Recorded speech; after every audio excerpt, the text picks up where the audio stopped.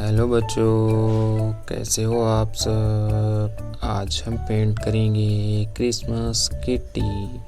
तो देखते हैं इसको पेंट करने में कौन से कलर यूज़ होंगे।